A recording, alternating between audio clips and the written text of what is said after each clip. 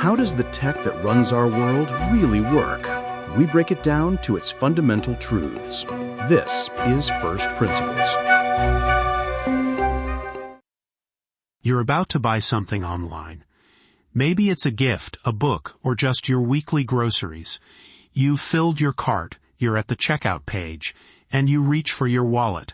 You type in the 16 digits of your credit card, the expiration date, the 3 little numbers on the back. You pause for a fraction of a second, a flicker of a thought that crosses millions of minds every single day. Is this safe? And then you see it. Up in the corner of your browser, right next to the website's address, there's a tiny icon of a padlock. And you relax. You click Confirm Purchase. That little lock. It's one of the most powerful and important symbols of the 21st century. It's a quiet promise, a digital handshake. It tells you that the fire hose of information you're about to send across the globe, your name, your address, your financial details, is safe. It will travel from your computer, through your Wi-Fi router, out to your internet provider, across dozens of anonymous servers in unknown locations, and arrive intact and unread at its final destination, and only there, at that destination, can it be understood. We see that lock, and we feel a sense of security. We trust it implicitly. But have you ever stopped to really wonder what it's doing? What is that lock, actually? It's not a physical thing. It's just pixels on a screen. How can a picture of a lock protect your deepest secrets as they fly through a public network at the speed of light? The common assumption is that it just encrypts it. It scrambles the message. But that just pushes the question back one step. How does it scramble it? And more importantly, how does the website on the other end know exactly how to unscramble it, while any eavesdropper in the middle can't? This is the record scratch moment. This is where we pause the seamless, magical experience and ask the question that drives this show. What are the fundamental rules, the first principles, that make this possible? Because the story of that little lock icon is not just a story about computer science. It's a story about an ancient human problem, a revolutionary mathematical idea, and a surprising truth about how trust is built in a world where nobody can be trusted. Today, we are opening the black box of digital encryption, the silent guardian of our modern world. To understand the genius of that little lock icon, we first have to appreciate the sheer, terrifying openness of the Internet. The Internet wasn't built for privacy. It was designed for resilience. The core idea, developed in the late 1960s by DARPA, the Defense Advanced Research Projects Agency, was to create a communication network that could survive a nuclear attack. The solution was something called packet switching. Instead of creating a single, dedicated phone line between two people, your message, your email, your credit card number, your photo, is chopped up into tiny pieces called packets. Each packet is like a postcard. It's got a little bit of your data, the address of where it's going, and the address of where it came from. And then these postcards are released into the wild. They travel independently. They might take completely different routes to get to their destination. One packet might go through a server in Dallas, another through a server in Frankfurt, another through a server in Tokyo. They get passed from router to router, like a bucket brigade, until they all arrive at the other end and are reassembled in the correct order. This design is brilliant for making sure the message gets through. If one route is blocked or a server goes down, the packets can just find another way. But think about what this means for privacy.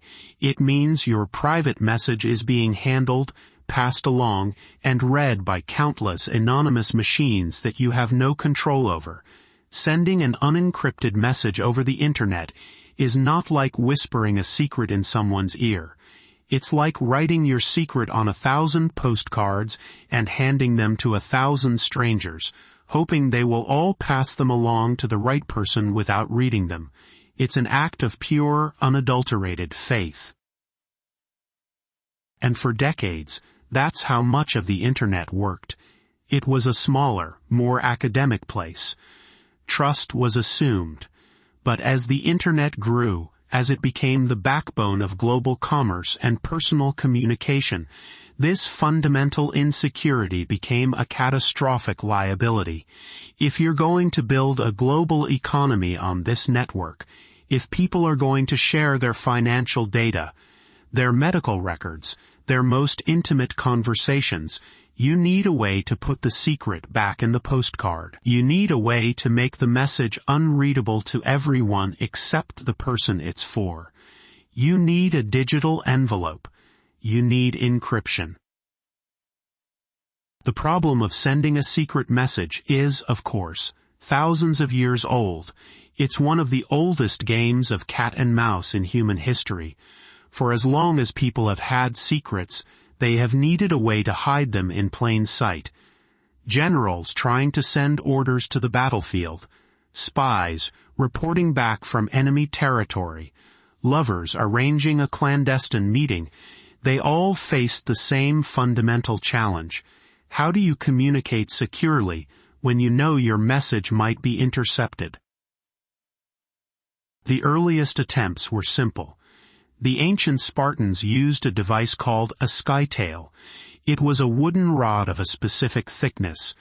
The sender would take a long strip of parchment, wrap it around the rod, and then write the message along the length of it. When the parchment was unwound, the letters were all jumbled up, seemingly random and meaningless. To read the message, the recipient needed a rod of the exact same diameter. They would wrap the strip of parchment around their rod, and the original message would magically reappear. A couple of centuries later, Julius Caesar used a method that would bear his name for the next 2,000 years. The Caesar cipher is what we call a substitution cipher. The idea is incredibly simple. You just shift the alphabet by a certain number of places. For example, if your key is 3, then A becomes D, B becomes E, C becomes F, and so on. The word hello would become KHOOR. To an outsider, it's gibberish. But if the recipient knows the secret key, in this case, shift by 3, they can easily reverse the process and read the original message. These methods, and thousands of variations like them, were the state of the art for centuries, and they all share one critical feature. They are what we now call symmetric cryptography. The name sounds technical, but the concept is perfectly intuitive. It's called symmetric because the key to lock the message is the same as the key to unlock it. The key to scramble is the same as the key to unscramble. It's like a physical lockbox. If I have a key and you have an identical copy of that key, we can send a locked box back and forth between us, and as long as no one else has a copy of our key, the contents are safe. This is the first principle of secret keeping. You need a shared secret, a password, a codebook, a specific setting on an Enigma machine, a wooden rod of a particular thickness. And for a very long time, this was the only way anyone could imagine sending a secret. It's intuitive, it makes sense, and it works. But it has a fatal flaw, a problem so massive, so fundamental, that it's known in cryptography as the key distribution problem.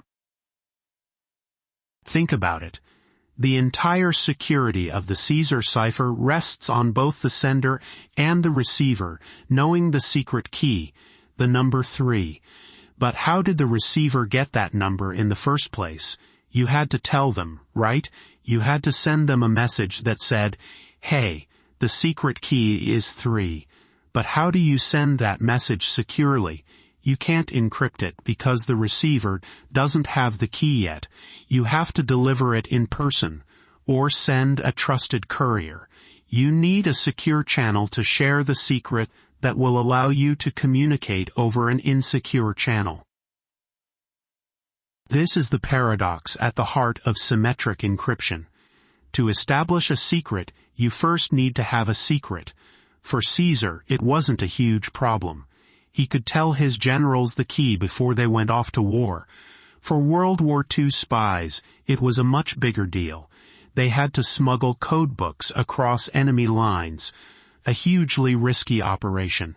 But for the internet, for you, trying to buy a book from a website you've never visited before, the key distribution problem isn't just a challenge, it's a complete and total roadblock. How can you and Amazon.com agree on a secret key? You can't meet in person. You can't send a trusted courier. You have to communicate over the open, insecure internet. The very channel you're trying to protect. You're two complete strangers, trying to whisper a secret in a crowded room where everyone is listening. It seems impossible. It seems like a logical contradiction. You need a key to create a secure channel, but you need a secure channel to share the key. For the first few decades of the Internet's existence, this problem seemed utterly insurmountable. And without a solution, a truly global, secure commercial Internet was simply not possible. The entire digital economy was waiting for someone to solve this ancient paradox. The breakthrough came in 1976, and it wasn't just an improvement on an old idea. It was a complete paradigm shift. It was a moment where someone looked at a problem that had been defined in one way for 2,000 years and decided to turn it completely on its head. The idea came from two researchers at Stanford University, Whitfield Diffie and Martin Hellman, building on the work of another researcher at Berkeley, Ralph Merkle. What they proposed was so counterintuitive that it bordered on sounding like magic. They asked a radical question. What if, to send a secret, you didn't need a shared secret? What if the key to lock the message was different from the key to unlock it? This was the birth of asymmetric cryptography, also known as public key cryptography, and it is the idea, the first principle, that makes the entire modern secure Internet possible. To understand this leap, we need a new analogy. The old lockbox with two identical keys doesn't work anymore. We need something different.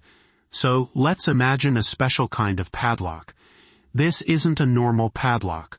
This is a padlock that, once you snap it shut, can only be opened with its specific, unique key. You can't pick it. You can't break it. And crucially, the padlock itself gives you no clues about how the key is made. Now imagine you want to receive secret messages from anyone in the world. Here's what you do. You go out and you buy one of these special padlocks, and it's one unique key. You take the key and you put it in your pocket. You guard it with your life. This is your private key. It never leaves your sight. It is the most important secret you have. Then you do something that seems insane.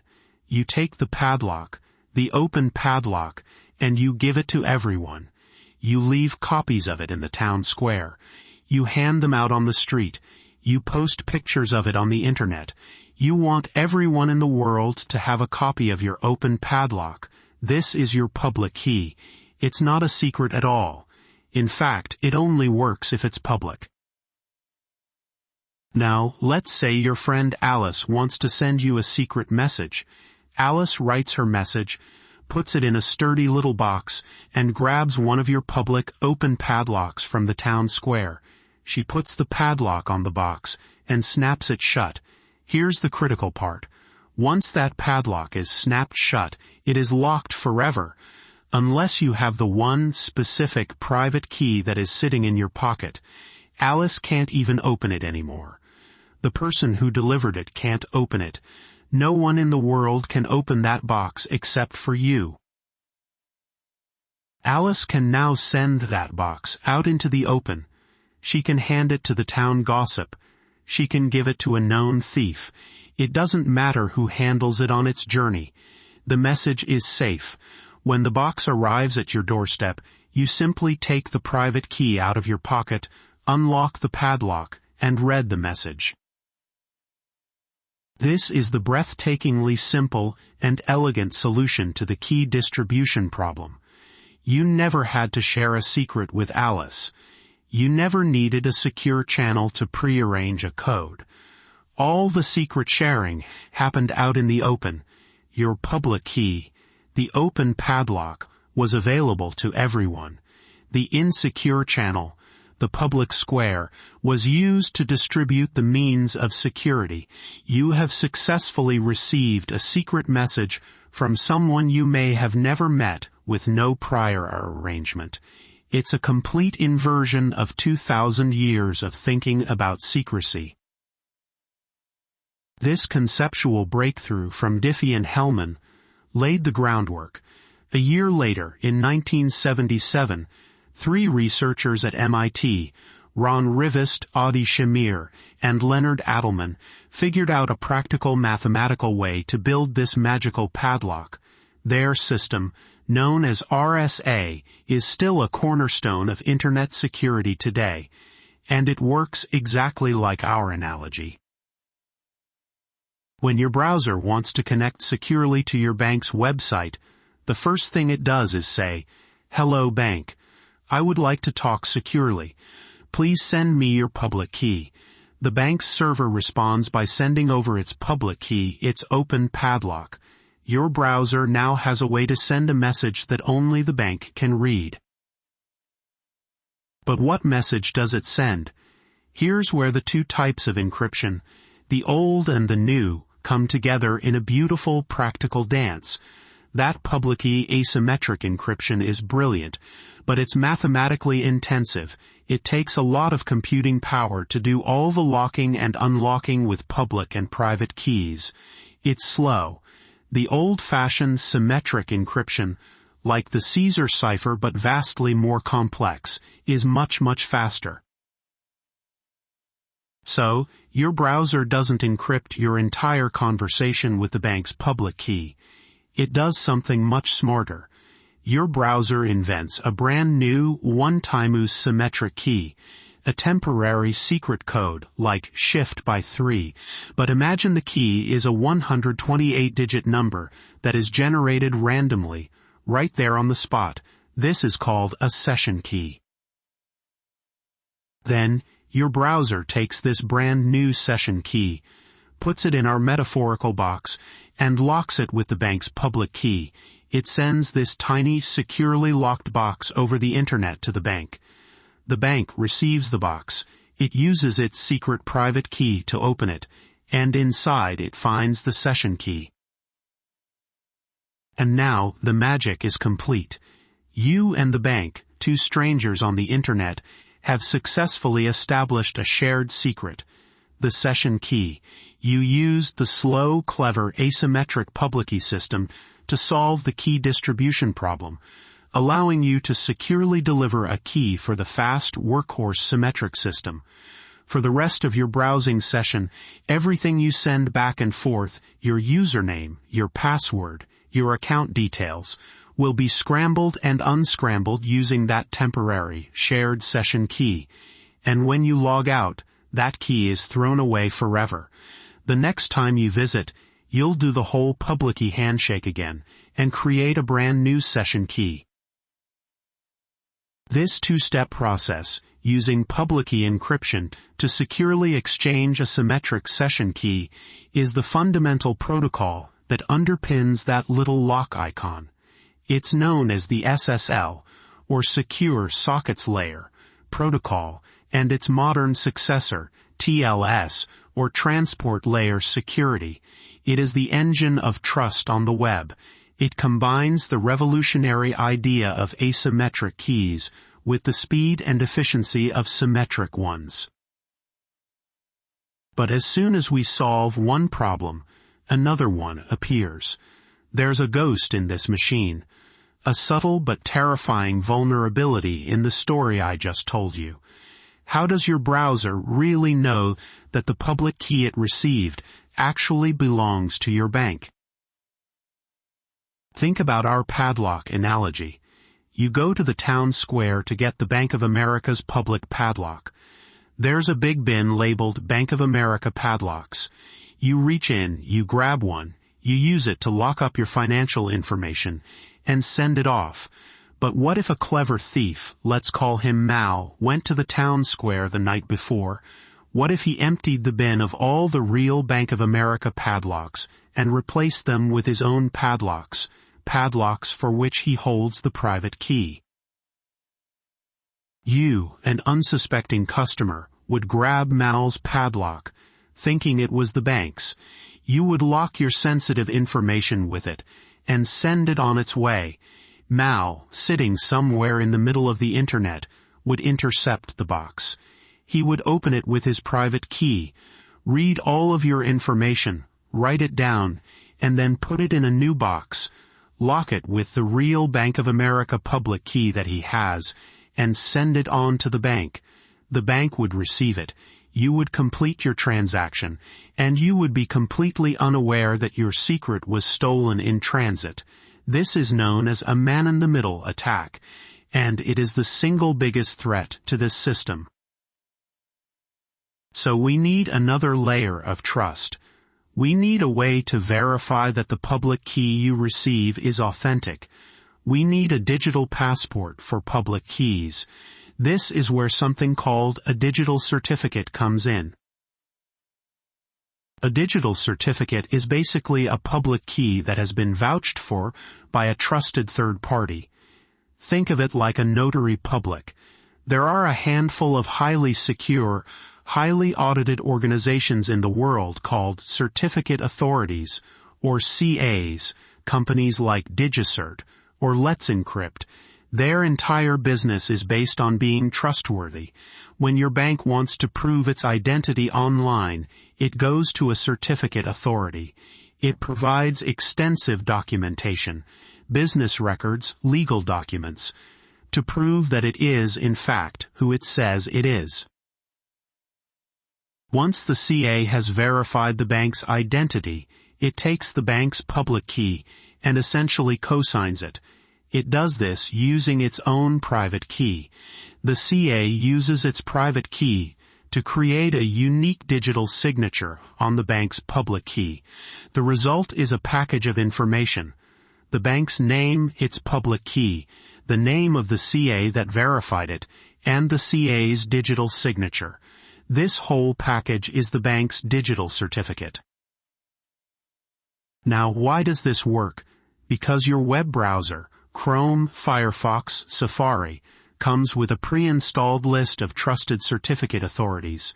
It's like your browser has a little book of notaries that it knows and trusts implicitly. When you connect to your bank, the bank doesn't just send its public key. It sends its entire digital certificate. Your browser receives the certificate. It looks at the name of the CA that signed it. It checks its own internal list of trusted CAs. If the CA is on the list, your browser then uses that CA's public key, which is also publicly known, to verify the digital signature on the certificate. If the signature is valid, your browser knows with a very high degree of certainty that the public key in the certificate genuinely belongs to the bank. The man-in-the-middle attack is foiled. A chain of trust has been established. And only then, after all of that has happened in the blink of an eye, does your browser display that little lock icon. That lock isn't just telling you that your connection is encrypted. It's telling you that this entire chain of verification has taken place. It's telling you that your browser has successfully obtained a public key that has been authenticated by a trusted third party. It's a symbol of a surprisingly deep and elegant system of trust, designed for a world of strangers. So far, we have journeyed from an ancient problem to a modern, elegant solution. We've seen how the seemingly impossible puzzle of sharing a secret with a stranger was solved by the counterintuitive idea of a public key, the open padlock. We've seen how this idea is used to create a temporary shared secret, allowing for fast and secure communication. And we've seen how a system of trusted notaries, or certificate authorities, prevents imposters from hijacking the process. We have, it seems, opened the black box and explained all the major moving parts. But we haven't reached the first principle yet. We've been talking about padlocks and keys, signatures and certificates. These are all powerful analogies for what's happening. But they are still analogies. What is the padlock, really? What makes it so that anyone can snap it shut, but only one person can open it? Why can't a clever hacker just look at the public key, the open padlock, and reverse engineer the private key? The answer to that question is the final, deepest, and most beautiful secret of encryption. It's the unseen giant upon which this entire cathedral of trust is built, and it has nothing to do with computer science. It has everything to do with pure mathematics. The security of public key cryptography rests on a special class of mathematical problems known as trapdoor functions. A trapdoor function is a bit like its name suggests. It's a mathematical operation that is very easy to do in one direction, but practically impossible to do in reverse, unless you have a secret piece of information, the trapdoor. The classic analogy for this is mixing paint. Imagine you take two specific, secret colors of paint, say, a very particular shade of red and a very particular shade of blue. It is incredibly easy to mix them together to create a new, unique shade of purple. That's the one-way function. But if I just give you the final bucket of purple paint, and I ask you to tell me the exact original shades of red and blue that were used to make it, that's impossible. You can't unmix the paint. The process is irreversible. But what if there was a secret trick, a special chemical, the trapdoor, that when you add it to the purple paint, magically causes the red and blue pigments to separate back out? If you have that trapdoor, reversing the process is easy. If you don't, it's impossible. That is a trapdoor function. The specific trapdoor function that underpins the most common form of public key encryption, RSA, is based on a simple truth from grade school arithmetic that has profound consequences. The truth is this: multiplication is easy, but factoring is hard. Let me explain. If I give you two numbers, say 17 and 23, and I ask you to multiply them together, you can do that pretty quickly. You pull out a piece of paper or a calculator, and in a few seconds you get the answer. 391. That's easy. But if I do the reverse, if I give you the number 391 and I ask you, what two numbers did I multiply together to get this? That's a much harder problem. You'd have to start guessing. Does it divide by 2? No. By 3? No. By 5? No. You have to try dividing it by every prime number until you find one that works. It's tedious and time-consuming. Now, imagine that instead of 17 and 23, I choose two massive prime numbers, each one hundreds of digits long. A prime number, you'll remember, is a number that can only be divided by 1 and itself. Multiplying these two gigantic prime numbers together is still relatively easy for a computer. It might take a fraction of a second, but it can spit out the answer, an even more gigantic number that is hundreds of digits long. This gigantic number is the public key. It's the result of the easy one-way operation. But now imagine trying to do the reverse. Imagine I give you that massive, several hundred digit long number, and I ask you to find the two original prime numbers that were multiplied to create it. This is the factoring problem, and it turns out that this problem is so fantastically, mind-bogglingly difficult that it is considered impossible for even the most powerful supercomputers on Earth to solve in any meaningful amount of time. We're not talking about days or weeks. We're talking about billions of years. The process of guessing and checking is just too slow. This is the mathematical trapdoor. The two original secret prime numbers, they are the private key. When you combine them through multiplication, you get the public key. The public key can be shared with the world, and it can be used to perform the locking operation.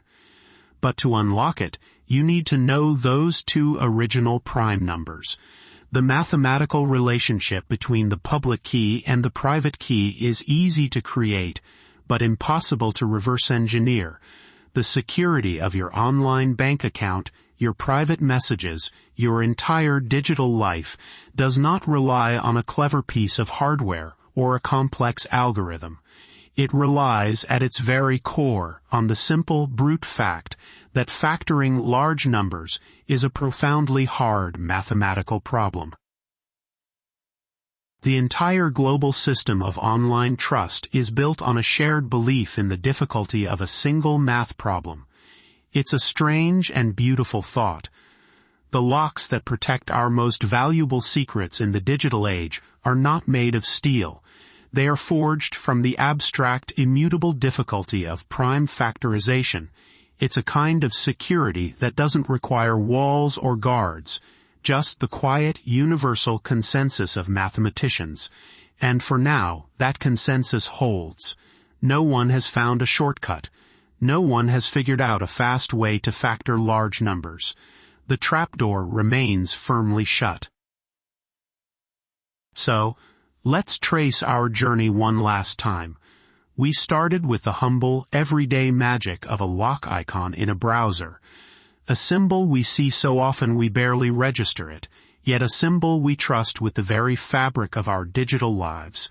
We assumed it was just some kind of scrambling, a single secret code.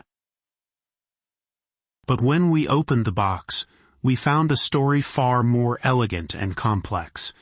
We learned that the Internet is an open, insecure postcard system, and that for centuries, the only way to keep a secret was to first share a secret, an impossible paradox in the digital age. The first principle we uncovered was the revolutionary idea of asymmetric keys, the open padlock, and the private key, a concept that completely inverted 2,000 years of cryptographic thought. It solved the impossible problem of how two strangers can establish a secret in a public square. We then saw how this profound idea is used in a practical dance, with older, faster symmetric keys to create the secure sessions that protect our data. We discovered the hidden layer of trust required, a global system of digital notaries called certificate authorities, who vouch for the identity of websites and prevent the digital equivalent of forgery. And finally, we arrived at the bedrock, the unseen giant. We learned that the magic of the open padlock isn't magic at all. It is pure mathematics.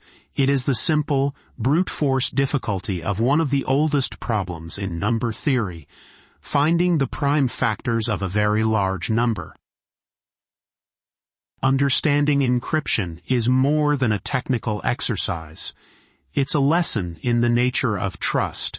In a world of infinite connectivity and physical distance, we have managed to build a system of verifiable identity and secure communication. We have found a way for a person in Boston to trust that they are talking to a bank in Zurich without ever meeting, without ever shaking hands.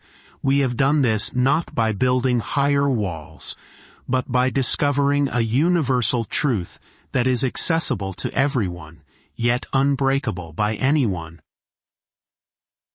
The next time you see that little lock icon, perhaps you'll see it differently. Not as a black box, not as a bit of technical jargon, but as the final visible result of an incredible intellectual journey. It is a symbol of a problem that plagued emperors and spies, a brilliant, counterintuitive idea born in the 1970s, and a deep mathematical truth that is as old as numbers themselves. The most powerful lock ever created isn't made of metal. It's an elegant proof, resting on the profound difficulty of a math problem we still don't know how to solve. You've been listening to First Principles. Until next time, stay curious.